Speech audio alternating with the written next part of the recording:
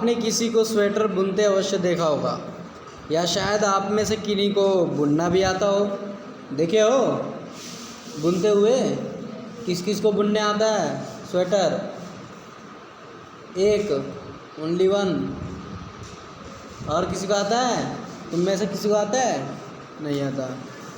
Sweater बुनने के लिए जो ऊन हम बाज़ार से ख़रीदते हैं वह ऊन जिन रेशों का बना होता है, वे रेशे कहाँ से प्राप्त होते हैं? सोचे हो कभी? खाली जाते हो, ऊन पसंद करते हो, बढ़िया बढ़िया गोला पसंद करते हो, ललका, उजर का, करिया का, गुलाबी, खाली खरीद के ले आते हो। कभी सोचे हो कैसे बनता है वो? कौन कौन सोचा है कभी? हैं? सोची हो? नहीं हैं? जानते हो? ओ, ये जानती है। और तुम्हारा तो खाली दरवाजे के बाहर ध्यान रहता है। नहीं,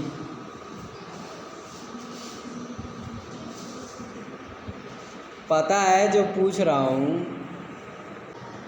तो वे रेशे कहाँ से प्राप्त होते हैं? कहीं ना कहीं से तो आते हैं, कहीं से तो निकालते होंगे उसको। उसके बाद आप जाड़े के दिनों में कंबल का प्रयोग करते हैं। क्या आपने कभी सोचा ये कंबल बनते कैसे हैं? कैसे बनते हैं? सोचे हो? कभी नहीं। बस कंबल चाहिए, मम्मी कंबल दे दे, बस मैं सो जाऊँ, और मतलब नहीं है कहाँ से आता है, कैसे आता है। पैसा से आता है ना? पैसा से आता है ना कंबल। आता कैसे है, बनता कैसे है, इसी के बारे में हम समझेंगे। पैसे से हम खरीदते हैं बना बनाया, लेकिन वो बनता कैसे है, सवाल ये है। किसी ना किसी चीज़ से बनता होगा ना। ऊन से बनता है जी। अरे तो ऊन कहाँ से मिलता है, यही तो सवाल है। भेड़ से, खाली भेड़ से? हैं? बकरी से? तो किस किस के घर पे बकरी है? निकाले हो कभी ऊन उससे? पहाड़ी बकरी से। और ये जो गांव में बकरी है तुम्हारे, उससे नहीं मिलता? जो गांव में बकरी है उससे नहीं मिलता? हाँ, खाली पहाड़ी से मिलता है। गांव में जो पाल रखे हो बकरी, उससे नहीं मिलता? क्यों? उसके शरीर पे बाल नहीं होते? बिना बाल की बकरी है वो? हैं? हाँ, तो हर तरह के बाल जो हैं बकरियों के, या हर तरह के जानवरों के हम बालों को प्रयोग नहीं कर सकते, क्योंकि सबकी अलग अलग विशेषता है ना। जैसे इंसानों की भी चमड़ी अलग अलग है। किसी की गोरी चमड़ी है, किसी की काली, किसी की एकदम सांवली, किसी की एकदम क्या बोलते हैं, दोनों का मिक्सचर, किसी का गेहूँन होता है ना। तो ऐसे भी जिस तरह से इंसान का रंग अलग है, जानवरों का रंग अलग है, उसी तरह से जो ऊन होते हैं वो हर तरह के जानवरों के नहीं प्रयोग किए जाते हैं। वो एक विशेष प्रकार के जगह पर रहने वाले भेड़, बकरी, ये जो होते हैं, याक भी होता है, उसके भी बाल निकाले जाते हैं। अभी हम समझेंगे कौन कौन से। अब यहाँ देखो, ऊन कहाँ से हमें मिलता है। तो अब इसको पॉइंट बना के लिखते जाओ। पहले तो नंबर 1 भेड़ से मिलता है, पहाड़ी बकरी से मिलता है ना, और ऊँट से मिलता है, याक से मिलता है, लामा से मिलता है, और एल्पेका से, और कुछ अन्य जंतुओं के शरीर से जो है बाल ढके होते हैं, बाल से ढके होते हैं उनके शरीर, लेकिन इन जंतुओं के बालों से ऊन प्राप्त की जा सकती है। और भी कई जंतु हैं जिसके नाम यहाँ पे नहीं दिया है, अब फ़ोटो में देख लो। भेड़ दिया है, पहाड़ी बकरी दिया है, अल्पेका दिया है, ऊँट जैसा दिखता है अल्पैका। और उसके बाद एक ऊँट से भी होता है और लामा से भी होता है। ये जो ऊँट होते हैं ना, इन 2 कुबड़ वाले होते हैं, इनके 2 कुबड़ होते हैं जिससे ऊन निकलता है। एक पीछे जो कुबड़ होता है बड़ा होता है, एक आगे छोटा वाला कुबड़ होता है। तो इस तरह के जब इनके बाल उतारे जाते हैं ना, तो कुबड़ वो साफ साफ दिखाई देता है ऊँट से। तो कुछ जंतुओं के चित्र हैं ये, जिनसे क्या मिलता है, ऊन मिलता है हमें।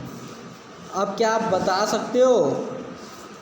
सकते हो हैं कि इन सभी जंतुओं के शरीर पर बालों की मोटी परत क्यों होती है? अब इनके ऊपर इतने बाल क्यों होते हैं?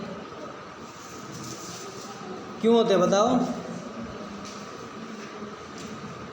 हमारे सिर पे बाल क्यों होते हैं? सोचो। नहीं, ये कौन सोचता है? पर बड़ा बढ़ा लेते हैं। जिसको रखना है वो बस मालिश वालिश करके तेल वेल लगा के बड़ा करके चोटी वोटी बांध के रखता है। सबके अपने अपने शौक हैं, है ना? यही है ना, है ना? किसी का शौक है कि पूरा बाल ही गायब कर दे, और किसी का शौक है कि एकदम लंबी लंबी चोटी रखे। ये कारण है। जानवरों के ऊपर बाल क्यों होते हैं? मोटी परत क्यों होती है बालों की? हल्के हल्के बाल क्यों नहीं होते? ज़्यादा ही क्यों होते हैं? बताओ।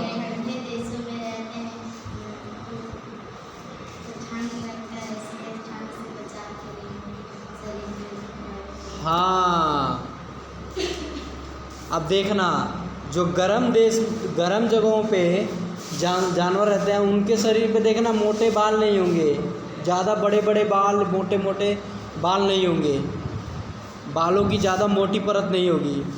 हाँ, लेकिन जो ठंडी प्रदेशों में रहते हैं, ठंडी जगहों पे रहते हैं, उनके शरीर पे बालों की मोटी परत दिखाई देगी। क्यों? क्योंकि वो उन्हें ठंड से बचाने में वो बाल सहायता करते हैं। ठीक है, इसलिए तो इस सवाल आए कि अभी एक सवाल भी बन जाता है कि जो ठंडे प्रदेशों में जंतु रहते हैं, उनके शरीर पे मोटी परत क्यों होती है बालों की? बालों की मोटी परत क्यों होती है? तो उसका जवाब यही होगा कि ठंड से बचाने के लिए, सर्दी की मार से बचाने के लिए ये जो बाल है, मोटी परत, बालों की मोटी परत, ये सहायता करती है उन्हें ठंड से बचने में, इसलिए होती है। ठीक है। और वो बहुत ऐसे बाल होते हैं वो जिससे बहुत गर्माहट मिलती है। कोई आम प्रकार के बाल नहीं होते सिर के जैसे तुम्हारे बाल हैं, ऐसे नहीं होते हैं।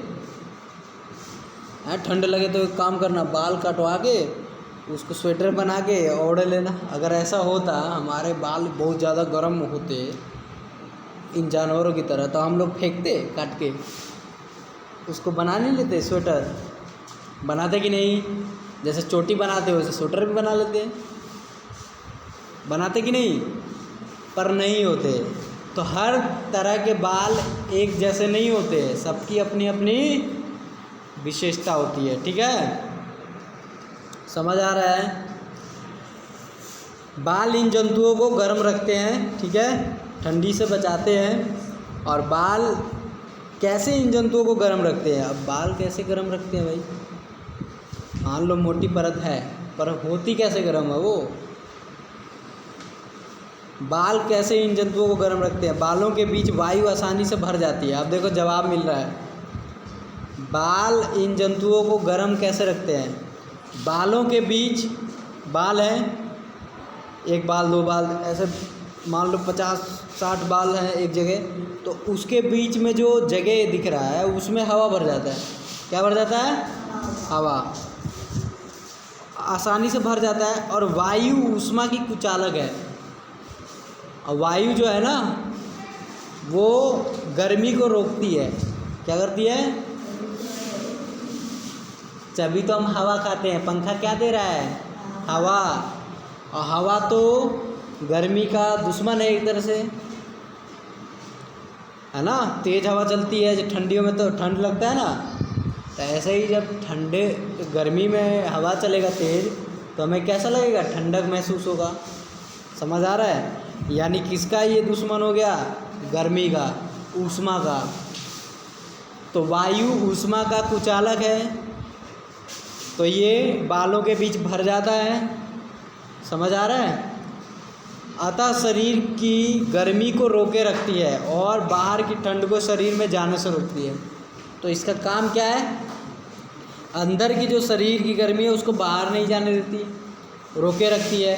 क्योंकि बीच में हवा का एक परत बन गया बालों के बीच, तो अंदर से गर्माहट बाहर नहीं जा रही और बाहर की जो ठंड है वो अंदर नहीं आती। इस तरह से हमें क्या होता है, इस तरह से उन जानवरों को ठंड नहीं लगती। इस तरह से बाल काम करता है। ठीक है। हमारे देश में जिस प्रकार भेड़ों की अनेक नस्लें पाई जाती हैं, उसी प्रकार बकरियों की भी अनेक नस्लें पाई जाती हैं, जिनमें अंगोरा नस्ल की बकरियों से अंगोरा ऊन प्राप्त की जाती है। तो अंगोरा ऊन, सवाल हो, अंगोरा ऊन किस बकरी से प्राप्त की जाती है, तो अंगोरा बकरी से प्राप्त की जाती है। ठीक है। अंगोरा नस्ल की जो बकरी होती है उनसे क्या मिलता है, अंगोरा ऊन। ये बकरियां पाई कहाँ जाती हैं, ये जम्मू और कश्मीर के पहाड़ी क्षेत्रों में पाई जाती हैं। प्रसिद्ध पश्मीना शॉल इन्हीं बकरियों के मुलायम बालों, फर से बनाई जाती है। बालों को फर भी बोलते हैं। क्या बोलते हैं, फर। तो इनसे बनाई जाती हैं। अब ये जो बकरियां हैं बहुत ऊंचाई वाले जगह, यानी पहाड़ी जो क्षेत्र है उस पे रहती हैं। कई फीट ऊंचा जगह होता है, यानी बहुत ठंड में रहती हैं ये बकरियां। इनका नाम है अंगोरा, अंगोरा बकरी। क्या नाम है, देखो फोटो में दिया है इधर राइट में। और इनसे सबसे गर्म जो शॉल बनता है पश्मीना शॉल। शॉल का नाम लिख लो, याद करते जाओ। पश्मीना शॉल बनता है अंगोरा बकरी से। लिखते जाओ पॉइंट, ये सवाल बनेंगे आगे। शॉल का क्या नाम है, पश्मीना शॉल। शॉल ओढ़ते हो, साल जिसे बोलते हो, साल, शॉल बोलते हैं इसको। क्या बोलते हैं, तो सबसे गर्म शॉल कौन सा है, पश्मीना शॉल। कौन से बकरी से बनता है, कौन से बकरी के बाल से, अंगोरा बकरी। ये कहाँ पाई जाती है, जम्मू और कश्मीर में। कहाँ पाई जाती है, 3 सवाल बन गए, तीनों सवाल को लिखो फटाफट। अब याक की जो ऊन है वो तिब्बत और लद्दाख में प्रचलित है। अब देखो रेशों से ऊन प्राप्त करना। आपने भेड़ों के झुंड को खेतों में चरते देखा होगा। भेड़ शाकाहारी होती है, वह घास तथा पत्तियां पसंद करती है। फलतः भेड़ पालक उन्हें हरे चारे के अतिरिक्त, यानी जो घास के अतिरिक्त, घास तो खाती ही है, घास हो गया और हरी हरी पत्तियां हो गया, उसके अलावा हम क्या देते हैं भेड़ों को, भेड़ पालक जो भेड़ पालते हैं वो क्या देते हैं, मक्का भी देते हैं, ज्वार भी देते हैं, दालें भी देते हैं, खल्ली भी खिलाते हैं। ऊन प्राप्त करने के लिए भेड़ों को पाला जाता है। उनके बालों को काटकर फिर उन्हें संशोधित करके ऊन बनाई जाती है।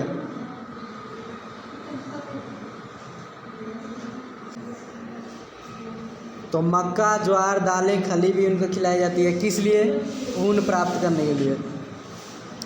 फिर उनके बालों को काट कर सीधे ऊन बना दिया जाता है क्या, नहीं, संशोधित किया जाता है। संशोधित मतलब उसको साफ़ सफाई की जाती है उसकी, ठीक है, धोया जाता है। फिर देखे हो ना, एक पहले ऐसे आता था ऊनवा पे, ऐसे ऐसे खींच खींच के तार जैसा कुछ होता है मशीन, उससे मारते हैं तो क्या होता है, वो जो गंदा होता है गंदगी, वो मारने से वो हट जाता है छिटक के, है ना। और वो और कैसे हो जाता है, और फूल जाता है जो ऊन होता है।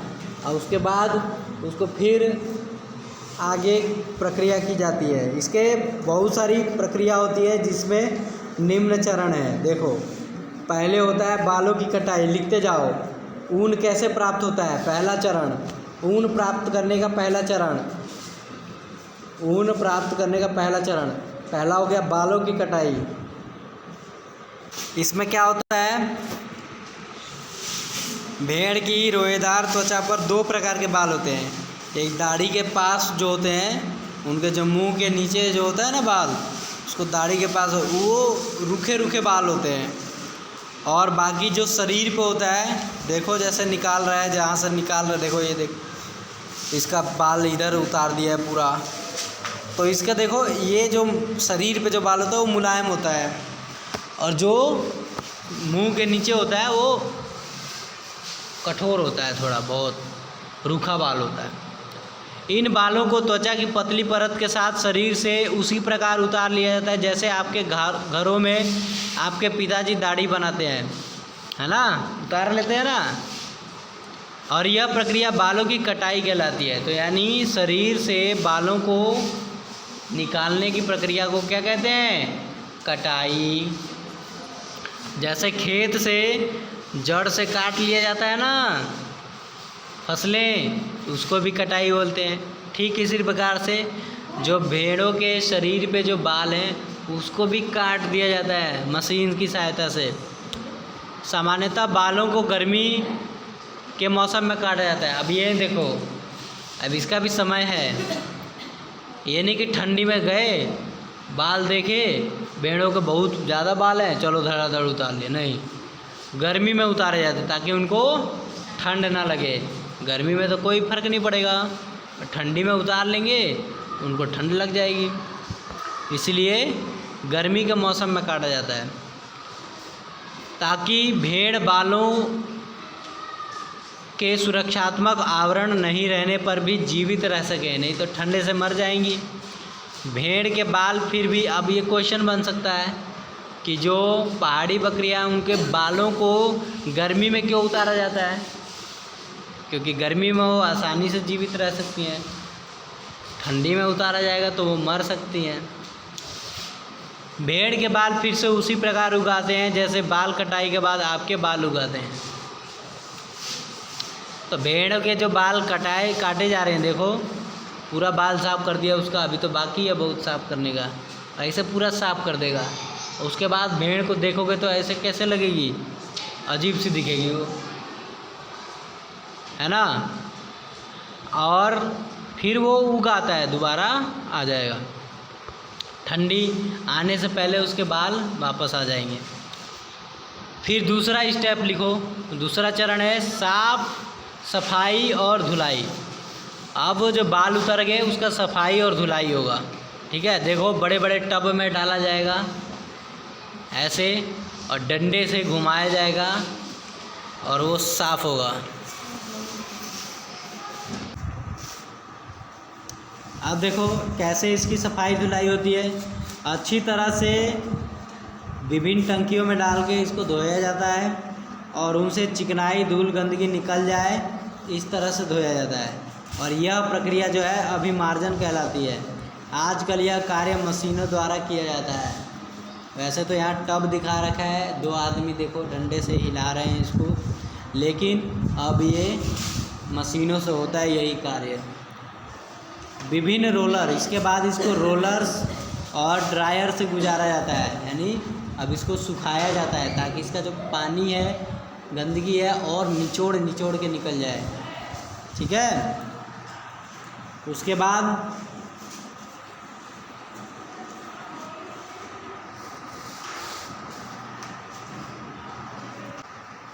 जिस प्रकार आप गंदे बाल को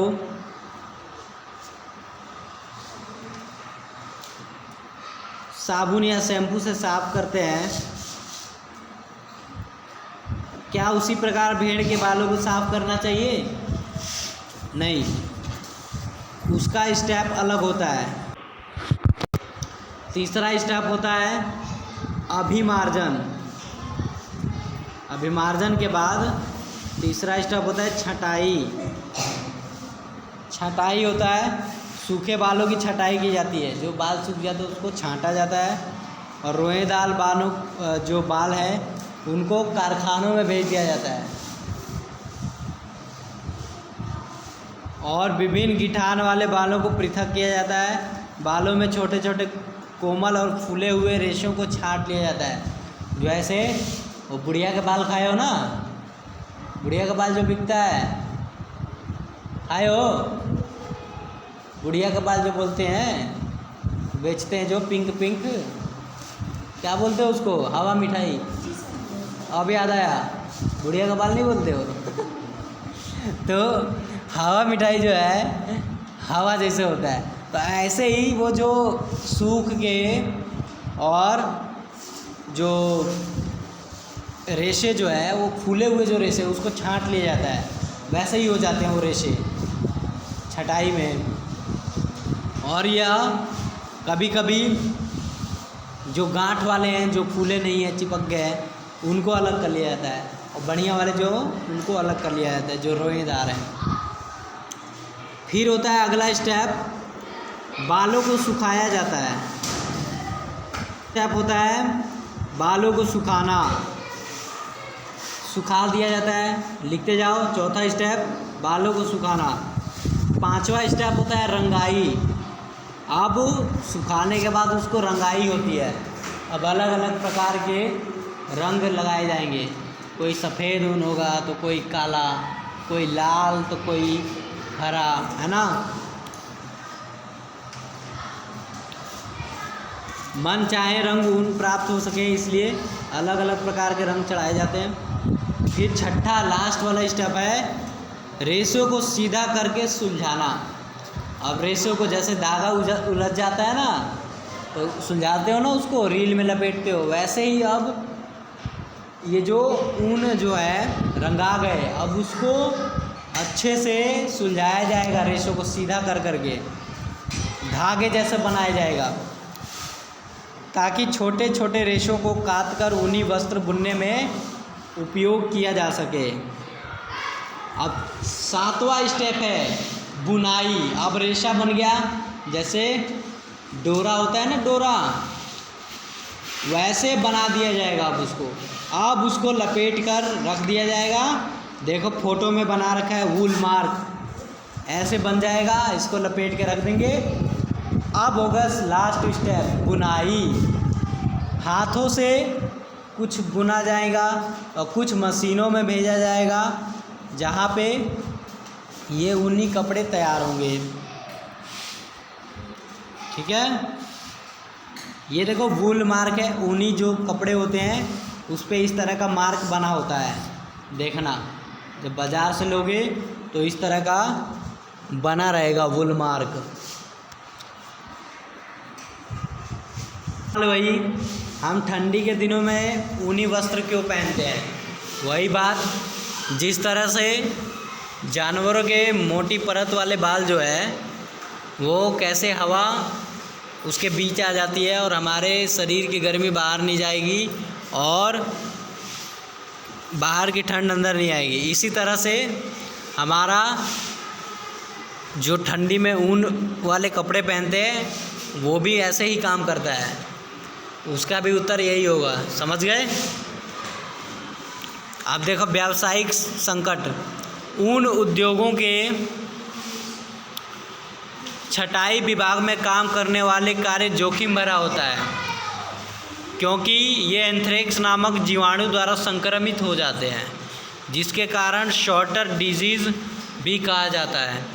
किसी भी उद्योग में ऐसे जोखिमों को झेलना व्यावसायिक संकट कहलाता है। तो ये नया वाला बुक है, इसलिए इसमें येलो दिख रहा है, तुम्हारे में ब्लू होगा।